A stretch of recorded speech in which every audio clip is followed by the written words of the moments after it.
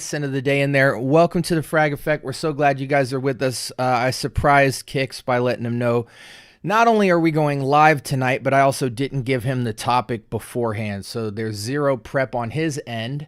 I decided to roll the dice tonight and let ChatGPT Pro program me an episode on the topic of the day, which is From Fern to Fougère, a brief history. And we're going to walk through some prompts. Kix and I are going to react to them. And I believe that what the prompt is doing is giving kind of a start, middle, and end to how Fougère started and how it's developed and how it's seen today in perfumery. If we get inspired as we're rolling through some of these pieces of information, we'll stop, we'll react. Maybe we'll pull some bottles out. I grabbed a handful of bottles. Just if I get inspired to present them, or if they show up in the history, I can show them to you. Kix, if you feel inspired to grab a bottle or talk about it, we can always do that. We freestyle our show. So, I'm excited to bring that to you. Okay. So without further ado, if anybody is in the chat, if you have any questions or reactions with us, or Fougères that you're into, or any questions, anything like that, feel free to interact in the chat, because I will be, I've got it pulled up so we can dive in and out of, our informative piece versus us reacting to it. I've got Fragrantica pulled up in case we want to look up any particular fragrances that get mentioned.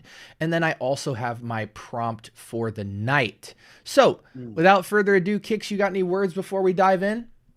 No, just everybody, thank you for coming in. Thank you for once again attending with us, the Frag Effect. And we're going to have a great show tonight. So please participate. We want to hear you guys. We want to know exactly what you guys are thinking. So your interaction is definitely key. Participation is always needed. You guys, thank you. And let's have a good one tonight. Pause. Let's do it. So, let's take a journey through Fougère. So have you ever smelled something that feels fresh, green, and a little bit of barbershop clean, yet dark and mysterious at the same time? That is the magic that can be captured in Fougère, which is one of the most important fragrance families in perfumery. Today, we're diving into where it started, how it evolved, and why it still shapes men's perfumery more than a century later. Let's cue this off. So, what does Fougère mean? Fougère is a French term for fern, hence the title of the show, From Fern to Fougère. There's irony in the term fern as it relates to fragrance, because ferns themselves have no scent. It's a fantasy accord. The Fougère idea is simply about imagining what a fern-covered forest might smell like. For example, green, earthy, clean, and aromatic. Now, the first thing I want to start with is how it all started. So, the birth of Fougère was sometime around 1882, where we have this fragrance right here. 1882's Houbigant Fougère Royale. Wow. And I got that joint right here in its chrome splendor. Now, this was created by Paul Parquet, I'm probably pronouncing that wrong, for the House of Houbigant in 1882, and it marked one of the first uses of a synthetic material, coumarin, which derived from the tonka bean. This was revolutionary, and it was the moment modern perfumery truly began. Now, this was the core of Fougère as far as the note composition. Lavender, the fresh top, oak moss, the earthy base, and coumarin, the sweet hay-like warmth in the heart, and sometimes also and or in the base. Lavender, oak moss, coumarin. And we have that first showing up in Houbigant's Fougère Royale. Now, Kix, have you smelled this? No, I have not. No, I have not. I gotta admit, no, I have not. Now, I will say this, guys. I scored this sucker for like $13. Got it in the auction. And the reason that's so significant is because um, this fragrance in its modern formulation, which I believe it took its modern form in like 2010 area, I believe. I'm sure Chat GPT will clarify that for me. But it retails today for something like 240, 280, something around there. And I have the eau de parfum, and I'm pretty sure this is a 2010 reformulation. It has to be, because the earlier renditions of the Ubagant fragrance have a much different bottle presentation. And I can just tell by this box and the design work that this probably takes on the modern bottle form. You guys can see in the title page of this live what the original bottle looked like, and I'm sure it's taken some different variations. But yeah, so Fougère Royale, a lot of people consider it to be the genesis of Fougère, a hood classic, the godfather of Fougère, and many people still wear it to this day, collect it to this day. You don't hear it mentioned very much in 2025 other than by enthusiasts and collectors and historians. But nonetheless, any collector who's even mildly run through the Fougère lineup has Fougère Royale. I'm scared to open mine. Just because, as soon as I open it, that's 240 down the drain. But I'm a big fan of Fougère, and so I may just have to do it. A friend of mine actually at church today said that he bought this bottle and he didn't like it. He said he said he respects it, but he just doesn't enjoy it. And it was interesting why, because he's a huge fan of Amouage. And and after hearing that, I was like, well, hey, listen, man, you shot yourself in the foot, because Amouage is essentially neo Fougère, in today's time. And when you look at what Fougère can do in the modern times, Amouage is one of the pinnacles of that. And so it's hard to smell a bunch of Amouage and collect a bunch of Amouage and then go back to Fougère Royale with the same sense of respect and interest. Because we're just in the future now as far as Amouage is concerned. They have too many Fougère bangers that are just very innovative, and the depth and the richness and the balance. And Amouage is really building on the backbone of what this fragrance started. So I was like, hey, man, you shot yourself in the foot, but hey, I'll take that bottle up off you. So but yeah, are there any like hood classics like pre 2010 that you think about, that you ever remember wearing or gravitating towards as a kid, or seeing your pops or grandpops or uncles have on? Anytime I hear Fougère, man, it automatically brings me to Drakkar Noir.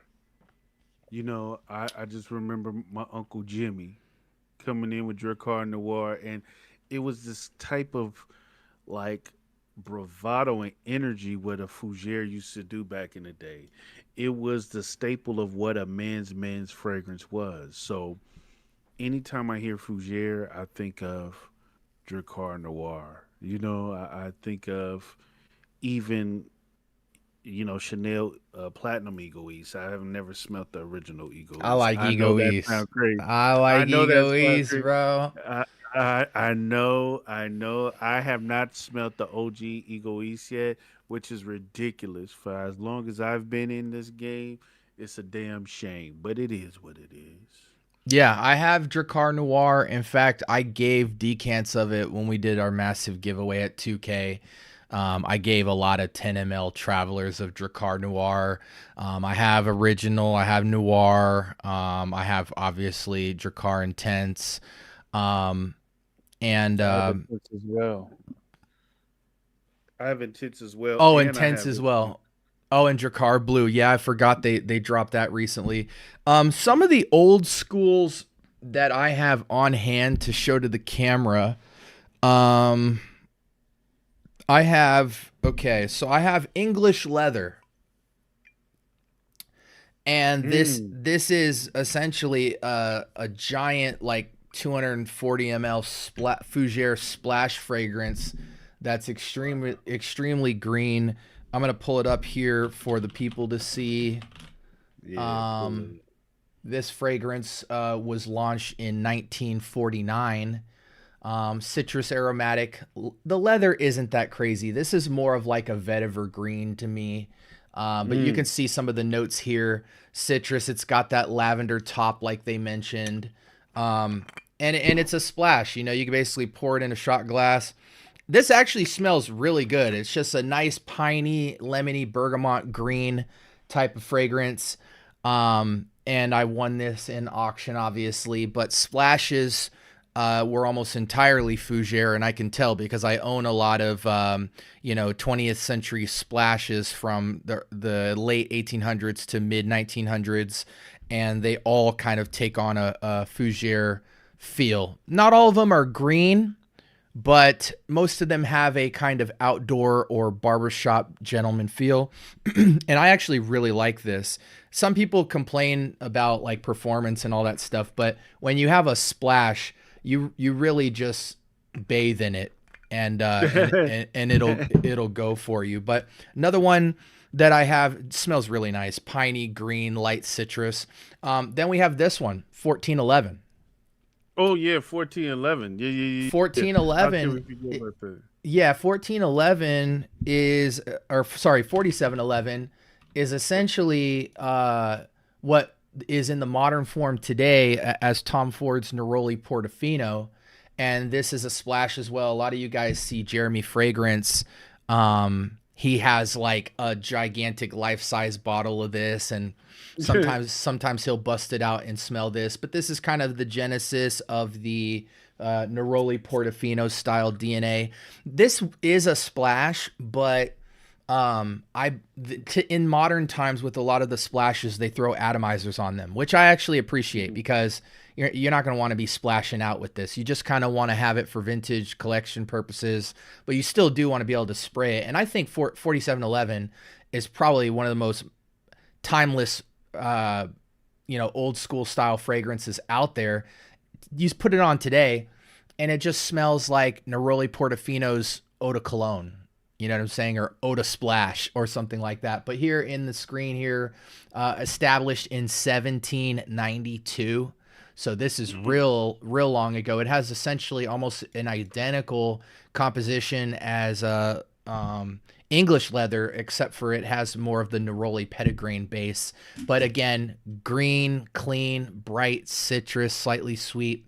And then you have that lavender, rosemary for the aromatics, and lavender for the Fougère feel. Very modern, very timeless. Any other ones come to your mind that you think of? You know what, man? Any other ones that come to mind? There's so many, dude.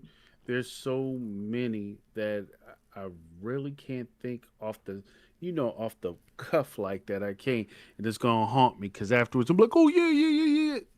Yeah. I can't think right now, man. I'm going to share one more with you before we move on. And for all of you lovers out there of Creed's Bois de Portugal. Bois de Portugal. Yeah. Even Royal Oud, I think, would be considered some form of a Fougère, I think. But again, the thing about Fougère, which we're going to find out, is that Fougère had a genesis, and then people began to modernize, take some parts of its base, mid, and heart out, add a different note. Sometimes they'd leave it all in there and stay more true to form. Then some started to get boozy and innovative, and so Fougère has had its evolutions, which we'll find. But the reason I mentioned Bois de Portugal is because a lot of people call this a clone of it. This is Lalique's Pour Homme. And this is timeless Fougère if there ever was one. And this is much different than English leather and 4711 because those are essentially these bright, clean, green, citric fragrances. And this is more of what I would call your barbershop scent. But to me, it it kind of lives outside of the barbershop because it's a lot more clean. It's not like, well, I think a lot of times when people say barbershop scent, it's because they either smell, ambery booziness um or alcoholic smell, beard foam, shaving I cream, agree. beard oil. And so when Right. you went to the barbershop, those when you smell those notes, you think barbershop, even though um I think fragrances that make you feel like that almost singularly feel like that. Whereas Lalique pour Homme, it has those elements and you feel like you're in the barbershop, but it feels Sure. like you can walk outside as well because it's just got a lot more depth and richness. It's even cleaner. It's not Mm. completely beard foam, barbershop feel. Um, and it's very timeless. Another rendition of this, Mercedes-Benz Intense, even more modern than that, Mm. but similar composition, which is a super popular fragrance today, is just really timeless as well, and kind of a modern finish on this idea. You love Mercedes-Benz, right? Intense, yes. I mean, look, if you don't like Fahrenheit, which I think Fahrenheit is a profound prestige beginning of the whole fragrance thing, like the the the the petrol that's in there. If that petrol is too much for you, believe me, they have a modern spin with Mercedes-Benz Intense. It still has that petrol in there, but it still captures the Fougère with the modern twist to it, where it's palatable for the man of today, So, yeah, I love it. I love it. Absolutely. I Okay. love it. Well, let's talk about the early evolution, which took place in the 1800s all the way to the 1940s. So, Fougère Royale by Ubagon inspired a wave of gentlemen's colognes and tonics, and perfumers adapted the style to be after aftershaves and barbershop blends. Mm. Now, common additions that came into play in the Fougère composition is kind of an and or of geranium, bergamot, clary sage, musk, and amber. And iconic examples from this era include Atkinson's English lavender and early Yardley, as well as some of the Penhaligon's creations. So that's another house if you want to get kind of that historical Fougère essence with a polish on it. Penhaligon's is another great house to choose from, not just things like Amouage, even Azaro, but we'll get to that in a minute. So that was 1800s to 1940s, and then Mm. here's the golden age of masculine fougères, which took place in the mid 1900s to the 1980s. So at this point, fougères became the signature of classic masculinity. And again, remember this base. We have a base of lavender, oak moss, and cumarin. We have the addition of geranium, um, bergamot, clary sage, musk, and amber. And then that kind of starts to evolve, and people start playing with those notes and taking stuff in and taking stuff out, being more minimal, more in depth, just playing with all of the different variations of those compositions. And um, now you get the 1950s to 1980s, which was the 60s to 70s. The Fougère style was supposed to be sharp, clean, and barbershop fresh. And these fragrances dominated the landscape for masculine men. And one of the instances that we get in the 1960s was Brut, which is a fresh, spicy, musky, mass appealing scent. And we also have one that I actually recently picked up a bottle of, which is Azaro Pour Homme, which was in Mm. 1978, which is considered to be an aromatic, seductive fougere introduced with a Mediterranean twist. I have this fragrance. I love that fragrance. It does kind of feel somewhat old school fougere, but it has such a bright, timeless aromatic to it that it's really respectable, almost on the same level as a Bois du Portugal or a Royal Oud from Creed. It's a little bit weaker in terms of richness, but the compositional elements are there. The cleanliness, the aromaticness, the pungency. It has all of the sharpness and things that come with what you want in a fougere. And then obviously what you mentioned, in 1982, we get Drakkar Noir, which was a dark, powerful, instantly recognizable, archetypal masculine scent of the 1980s.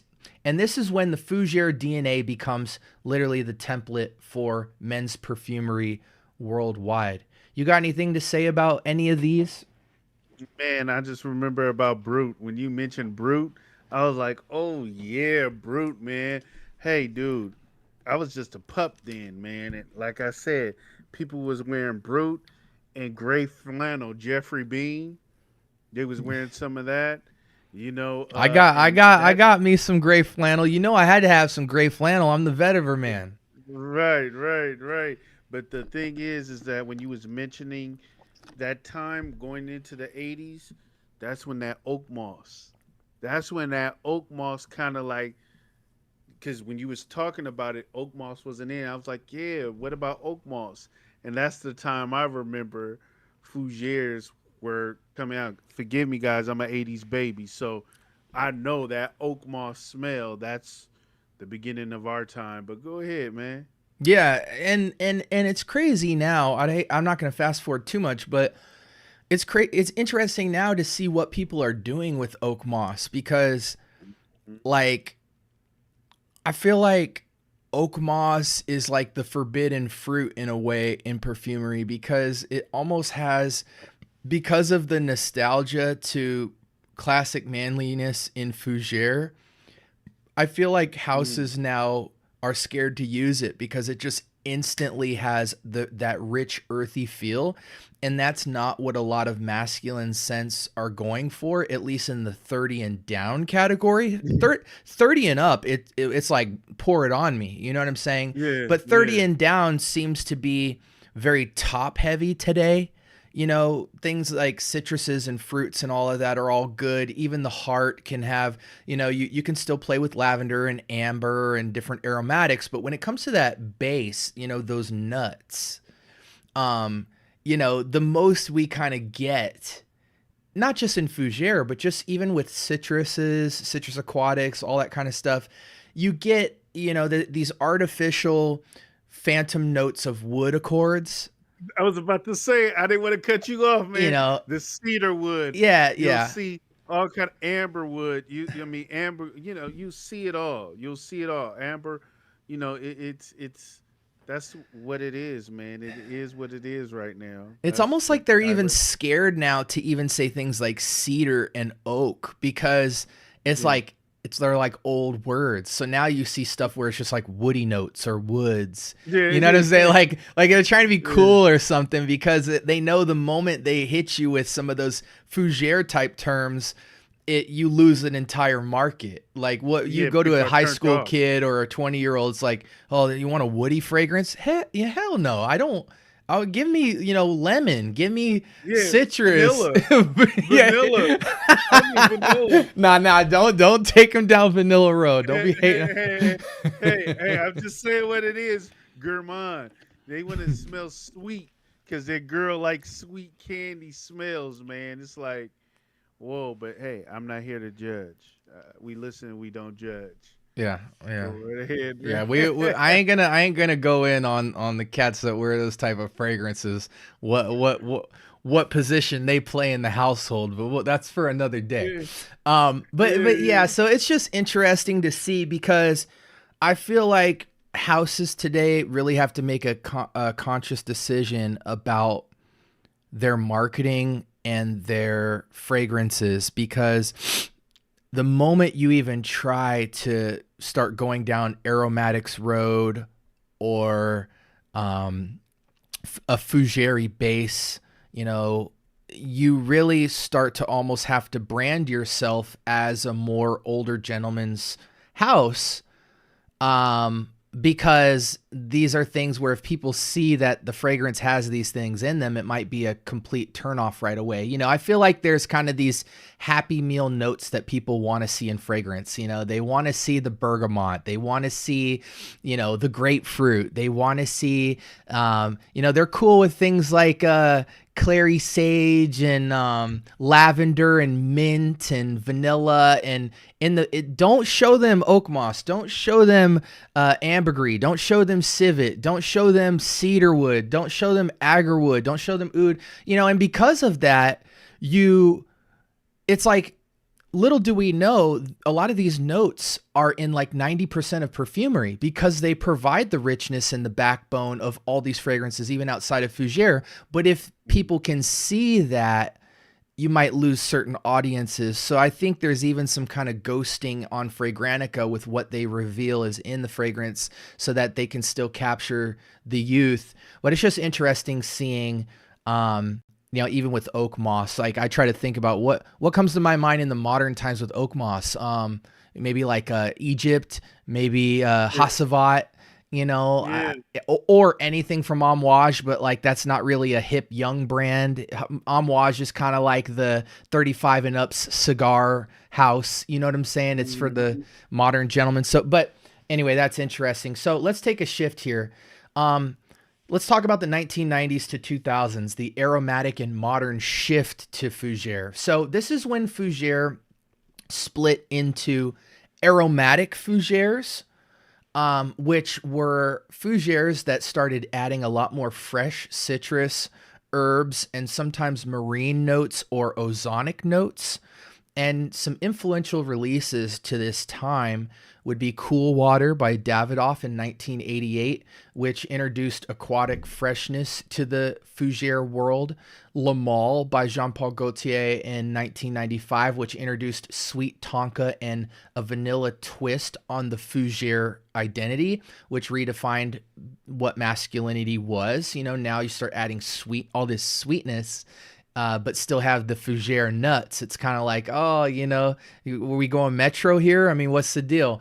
And then a fragrance you really love in 2002, Abercrombie & Fitch Fierce, which was a clean musk and modern woods, the youthful Fougère. They called it a youthful Fougère revival. These kept the lavender oak moss coumarin base, but modernized the vibe of the fragrance. You like Cool Water. Did you like Le Yeah. Male? Lamar was good, man. I think Lamar was good. It's just that, like everything, when it's great, people constantly overuse it or replicate it so much to the point where you get tired of smelling it. Everybody was around, but now though, now in this modern day age, you smell it. It smells good now because everybody isn't wearing it. But yes, I did like it. To answer your question, I did like it. I still do. I still Hmm. do. Uh, And oh, go ahead. Sorry. No, I was just about to say the Le Parfum is more of the updated version where they added vanilla and Hmm. they made Hmm. it more youthful, you know, and they modernized it. But yeah, go ahead. Absolutely. And just to touch on the chat real quick, we have Joel here saying Dracar Noir is my OG Fougère. I think it's everyone's. It's $20 and it's still in Burlington today. Jeff Mm, asked, well, Jeff said Dracar Noir is a classic and still smells good. I honestly believe Dracar Intense is the modern hope of the Dracar series because the only people that really like Dracar Noir and original are guys north of 35. I feel like Dracar Intense is still one where the late 20-year-old and the early 30-year-old can still get into it because of that amber booze note. Just kind of gives it that Palo Santo, that more warmer, hip barbershop, you know, when they lay the hot towel on you. mhm. Jeff asked, do you have any suggestions briefly for winter scents? What are you wearing right now for fall? For fall, oh man, I ain't even gonna lie to you. Australia Elixir is definitely on the menu. If you don't have the Lamal Elixir, that is a great turnaround. My guy SB loved the Kingdom. He likes the Kingdom more because it has more of a mint twist on that one. It's a little bit with a fresher take on it because that mint plays a role. There's so many, man. You could go back to Stronger with You if you like. Anything ambery, brown, uh, woody, pause, anything with some spice, oriental woods. I'm rocking a whole lot of stuff. I got a whole lineup of videos coming soon on that. Y'all check out that new Shaq fragrance, dude. That new Shaquille O'Neal fragrance. That'll be ready. That is fall ready. Check it out. $60 for 125 ml. Tell them they kick sent you, man. Tell them the kick sent you. Hey, listen, 3 fragrances that I will never stop wearing for fall and winter, and I make excuses for them in spring, summer as well, is obviously Trace Oros from Day 3 Fragrances, by Killian, Straight to Heaven or Straight to Heaven Extreme, and Initio Parfums, Absolute Aphrodisiac. I mean, I feel like genuinely when you have those three, you don't really need much else. But there are truly so many, like Coromandel from Chanel or Le Leon. You know, you want to talk about fall winter sexy executive. You know, she's telling you to close the blinds in your executive office. The whole nine. But yeah, I mean, even in the designer category, like you said, the Stronger with Use, the Gentleman Reserve Privé. There's just a lot to choose from. So many. Hopefully that was helpful for you, Jeff. 8 and Bob Egypt from Joel, MFK Masculine Pluriel, just to name a few, talking about some of the modern fougères. David said, my favorites are Second Soul, Chanel Platinum Egoiste, and Eau Sauvage. Yes, that very green blast. Also, Jerry said, what's good, Kicks? Just want to say hello. I've been trying different samples from Essential Harmony. Man, it's fire. Definitely. Joel says oak moss is for us old guys. This is true, Joel. This is true. Jerry, we appreciate you coming by, brother. David said replica at the barbers. A replica at the barbers is a great barber shop. I have a decant I sniff from time to time. And then Jerry also said Bois de Portugal, Royal Oud are classics. Yeah, and I think those 2 fragrances from the House of Creed are the only ones that haven't been reformulated, though that's probably not true anymore because, I mean, they just keep reformulating, keep making the bottles cheap. Creed ain't even Creed no more. You know, they're dropping fast. I mean, it's sad. It really is sad. And when I look at Creed, I think about Roja because now that Roja's stepping down, it's like, man, are these new perfumers and the vision of the marketing team going to sink Roja's ship? You know, or are they going to be able to carry on his name? Because, guys, from this point forward, Roja is not making any more fragrances, but many Roja fragrances are coming out under these proteges that they've hand selected to carry the brand. So, you know, hopefully they don't wet the bed as much as Creed has been doing. Let's talk about neo fougères and today's revival. So 2010s to now. It says fougères are back in niche and designer circles with updated ingredients and less oak moss due to regulations, which we know very well. Thanks, Ifra. Common replacements include patchouli, cashmeran, ambroxan, and synthetic musks. And here are some modern standouts. Obviously, Ubagant Fougère Royale in its reissue in 2010 refined the homage to the original Fougère Royale. Maison Francis Kirkjohn Masculine Pluriel, which somebody mentioned in the chat for its smooth, clean lavender with elegance. Tom Ford's Beau de Jour, which is an old school barbershop with a modern polish. Dior Sauvage in 2015, which was an ultra-modern aromatic fougère with tons of ambroxan, a global hit that brought the DNA to a new generation. And I would even say that perhaps Eau Sauvage or Dior Sauvage maybe should be crediting a little bit to Eau Sauvage and the success of that. Even though they're nothing alike, Eau Sauvage was a hood classic. You know what I'm saying? I mean, to me, if Lin Sumi never came out from Lalique, I would still be rocking Eau Sauvage. No one would care that I was, but I feel like Lin Sumi was the evolved new, it was the son of Eau Sauvage. It had a more watery dewness, a more freshness, lasts longer, and took you back outside. I think Eau Sauvage is known as that old money executive bank teller feel. You know what I'm saying? But, highly respect that fragrance. Is there anything you can think of in the 2010s to now? I do want to talk about. Oh yeah. I do want to talk about obviously modern stuff we wear today, but I don't want to hit that conversation quite yet. Like, is there any kind of stuff that you wore maybe in your 20s or 30s that isn't like a super hood classic, but I know we like Ferragamo, for instance. I feel like Ferragamo is a play on some Fougère elements, at least with the leather series. I ain't even gonna lie to you. In my 20s, I was messing around with Giorgio Beverly Hills Red. I was messing with stuff like that, like as a 20-year-old. But I, we're not gonna get into the current Fougère. So 2000s. I mean, like when I was in my 20s, dude. I ain't even gonna lie. I was still messing with that type of stuff, and I was also messing with freshies. Mm-hmm. I was still messing with Aqua di Gio and stuff. So Me that's not too. necessarily Me Jay though. too, man. I mean, when I was in high school, I wore Curve. Yeah, I yeah. wore Aqua di Gio Armani Eau de Toilette. Hmm. I wore Marc Jacobs by Marc Jacobs, which has cumarin in it. I don't really think it's a fougere, but maybe it's kind of like this sweet fougere. I think it was closer to the Yeah. Lamal style, but it had way more nuts to it, way more fougere growl to it. Um, Hmm.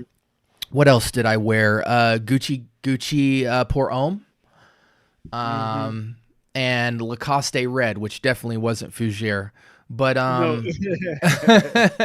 but yeah, yeah, and again, back then we weren't using the term fougere, No, we right? weren't. It wasn't We even. It definitely wasn't in our even really thought community. about. Yeah. Yeah, yeah. Yeah. It wasn't even thought about like that, man. We started Yeah, putting titles on things later on. yeah, yeah, getting educated, now that we got Yeah. time, now that we survived. True, true, so true. Life lessons, life lessons. Yeah, yeah, Now that yeah. we read books and stuff. Um, Right, right. so here's the thing to take home, guys, and then we'll speed it up to modern times and we'll sign off. Jay, what up? Good to see you in the chat, brother. So here are the signature traits of a fougere. So they are fresh and herbal, a lot of times utilizing lavender and bergamot. And even gourmands and different fragrances today still do this. I mean, you look at Le Mal Elixir, very sweet tobacco fragrance, but what do? They brush that sucker with lavender. So, they're going to get their fougere on one way or another. Dolce & Gabbana Pour Homme? Yeah. Yeah, yeah, It yeah. has lemon, it has that tobacco. It does touch on that modern fougere move. Mm-hmm. This definitely falls into that place. Yeah, so they're fresh and herbal. So the top being lavender and or bergamot. They can have a sweet, warm heart, typically achieved by cumarin or tonka bean, and then a mossy, woody base, either from the use of oak moss, vetiver, or woods. I mean, and remember, guys, just because oak moss is banned or whatever doesn't mean they're not going to make phantom oak moss. You know what I'm saying? They're going to still build the accord out and let it rock more ethically. And then they also have a dynamic contrast, fresh yet warm, clean yet deep. And so the cultural importance of fougere is that they represent the archetype or the genesis of masculine cleanliness. They bridge the classic barbershop tradition to the modern freshness for the gentleman. And they continue to inspire perfumers across different genres, even unisex and niche interpretations today. Now, with that being said, um, let's very briefly just throw some names out there of houses that we think have decent selections of fougere. Some of the blatantly obvious ones is some of the older renditions from Creed, Amouage. But what are some other ones you think about? The other ones I think about, I'm gonna say Nishane makes a wonderful Hachivat. I mean, I think Hajivat is a wonderful example of what they did with that Fougere. Like they modernized it and made it, made it something. So I mean, immediately that's what first came to mind for me. Yeah, and this is what we talk about with modernizing, right? Because they still have that oak moss, but instead of a bergamot top, they get pineapple. You see what I'm saying? Hmm. It's still a Hmm. citric, sharp top, but they just start playing with the different parts of the composition and start adding different textural and different ingredients that still have the same, evoke the same kind of vibe. Um, Even a lot of Tom Ford, touches on Fougere a lot of different modern iterations from them. I think Uh, Zhirkov got a few.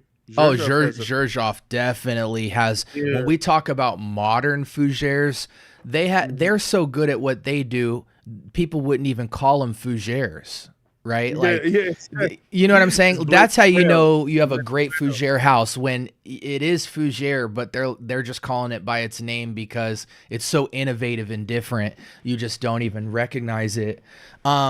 Chanel as Chanel, well, definitely. Chanel exclusive line. Hmm. Um, what are some Yeah, other ones Chanel. that? Oh, let's talk about Even designers. oh, Car brands. We got Mercedes Benz. We've got Bentley. We've got mhm. Jaguar. We've got Toomey. They're all Boss, still Hugo we Boss, Hugo Hugo Boss. Boss. Yeah, Yeah, yeah. Hugo Boss made a few. yeah. Uh, Mont Blanc.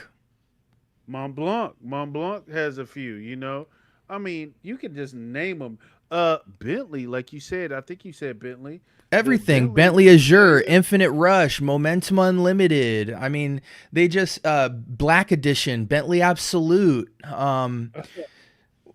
Some other ones that I think about is Lalique, my favorite designer house. Lalique Pour Homme, Lalique Equus, Encre Noir a la Extreme. Tommy Hilfiger. Tommy Hilfiger did some Faugiers, and that's designer. They did Mm-hmm. some Faugiers. The original Tommy is a Faugier. Mm-hmm. Mm-hmm. Is it or is it not? I think it goes with the more. It's on a similar plane as Cool Water. Okay. Somewhere Okay. between Fougere and kind of the neo Fougere that Cool Water was achieving, somewhere in the middle. Okay then. But I can't confirm that. But in my mind, I feel like that's what it is. And then like even in my vintage hunt recently, I've been getting into a lot of Fougere's stuff like Mm. Farad, stuff like uh um what are some of these Aramis, New West, um Oh yeah. Oh yeah. New um West, dude. I got a brother over there. that Yeah. that police brand makes a lot of like kind of neo Fougere stuff. Um Man, I know I got some more like Fahrenheity ones. Uh um Hey. Giacomo. Oh, dude. Look. Ferrari. Mhm. Mhm. Farad Is Porom, this you want to it? talk grassy? That Yeah. sucker is green, is a green machine. But Yeah. some of Yeah. the more neo fragrances, like even like a Wulong Cha, right? Like Wulong Cha. Yeah. citric top, but has this grassy earthiness, not necessarily oak moss, but this woody, grassy feel, sweet heart. These are these neo fougere stuff, but we don't think of them as fougères. And honestly, I think fougere it's like hip hop, right? Like hip hop had to go through what jazz went through, where jazz started to break off into smooth jazz, warm jazz, cool jazz, big band, and get all of its subcategories. And hip hop had to do the same thing. Fougere today is just now starting to get its legs, like all of its different offshoots. And it's so cool to see. But I think we should remember that we call out a modern fougere fragrance when we see one, because a lot of the modern fougères that we see today, we don't refer to them as fougères, so they kind of get lost in the sauce, and we're not seeing the evolution of fougere unless we're like really into it like we're doing now. But I think when you really look at it, there are a lot of brands still fighting to kind of modernize and bring the spins to Fougère that it's always needed, so that people just aren't copy pasting that whole lavender, oak moss, coumarin formula, because there's a reason it feels old, because there's so many new ideas today. It's like, why abandon that and go traditional?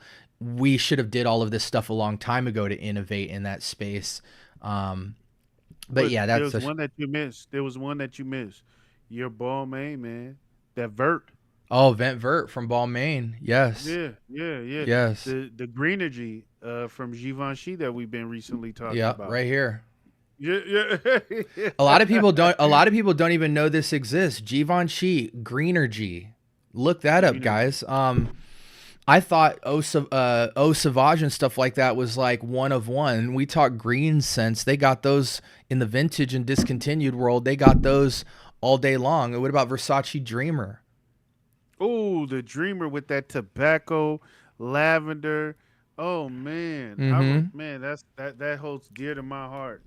That Any holds dear to any my heart. modern fragrances that you're rocking today that just automatically scream Fougère to you? I mean, I know you're an Amouage fan, right? Right. So Beach Hut Man automatically. Mm-hmm. Beach Hut Mm-hmm. Man is definitely a Fougere. Uh, that immediately it just embodies Fougere, and it just puts you in a place like it's the beach, man.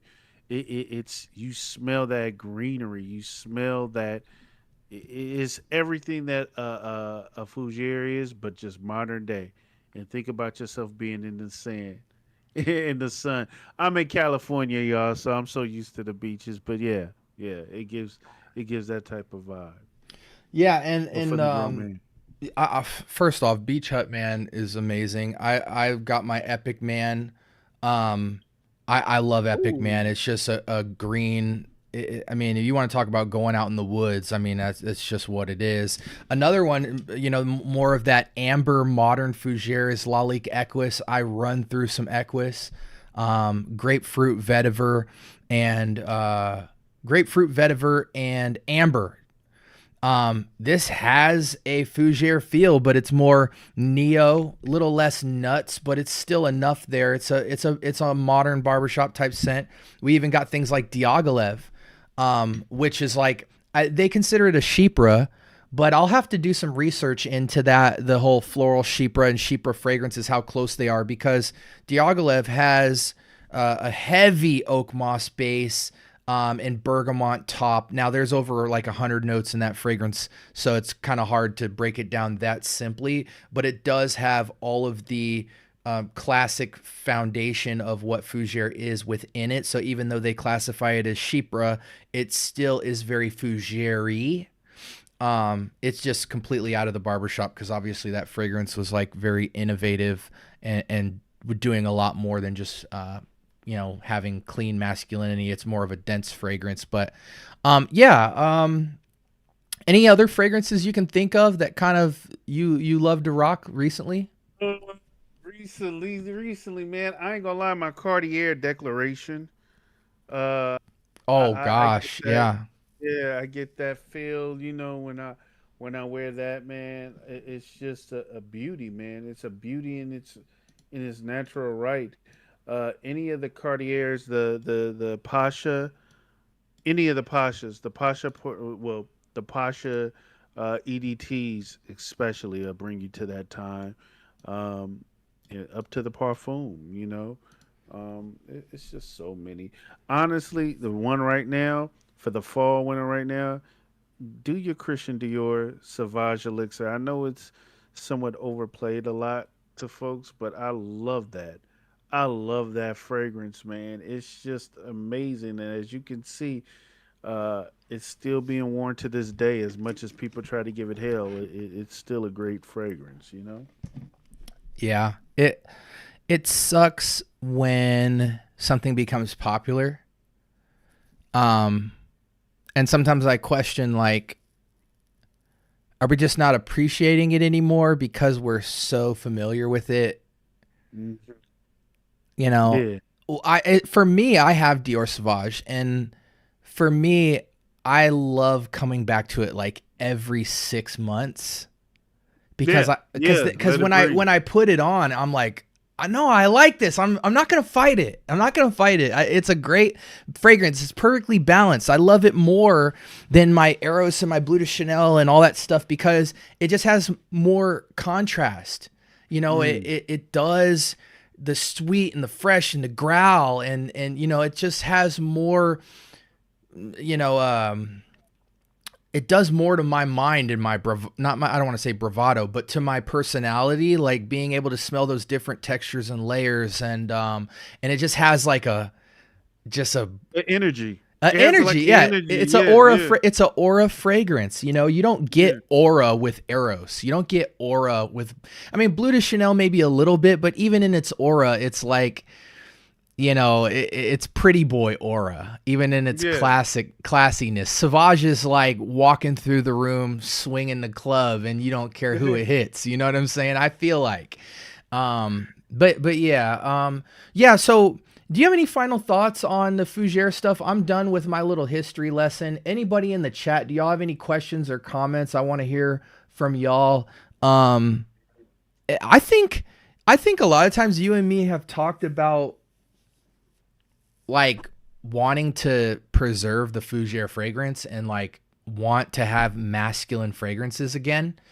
And I truly feel like there are a lot of masculine fragrances out there. No one's talking about them.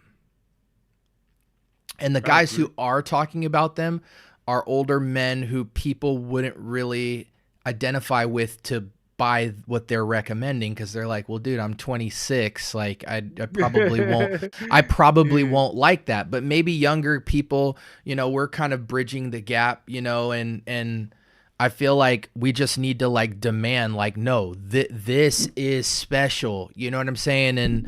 And tell people like, and also praise the modern Fougères that you don't have to say timeless Fougère. You know, timeless Fougère is something that was made from old and could still rock today. But then there's Fougères today that are modern that you shouldn't say timeless about because they were made today and they rock out. They go crazy. So, but if you just call them a Fougère fragrance, then people are like, and I think the problem is nobody is exalting the elite Fougères yet. You know what I'm saying? Like the Fougères we talk about are all these like designers everybody's been talking about already for 40, 50 years. You know, they're not talking about like a Beach Hut Man or a Epic Man or, you know, some other renditions and stuff. They're just still talking about Bois de Portugal and Brut and, you know, and Ubagan. And it's like, we need to, put more content and energy around those fragrances because there are a lot of modern innovations in that space where you don't feel like a barbershop. You don't feel old school. You don't feel like an old VHS. They're very modern. And when you have a manly fragrance, there's nothing like it. That's why I think fragrances like Club de Nuit, Pre-Show, and even the fragrance you're going to rock tomorrow, Collector's Edition, you know, Aventus Cologne and Creed Aventus go so hard because they have nuts. Like sure, they get sweet, they get tart and all that, but they've got real richness, real depth, and they have that masculine growl to it that's just unapologetically there. It's not a soft-spoken fragrance.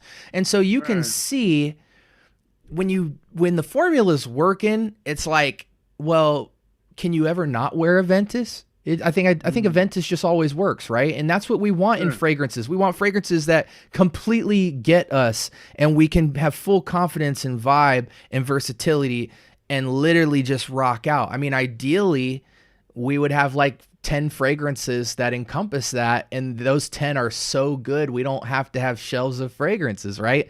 But we have a lot of fragrances because fragrances are simply giving us pieces of a puzzle we wish was already put together. Right? I agree. You know what I'm saying? So it's hard to find the elites of the elites, but that's why we are here to give you guys that information.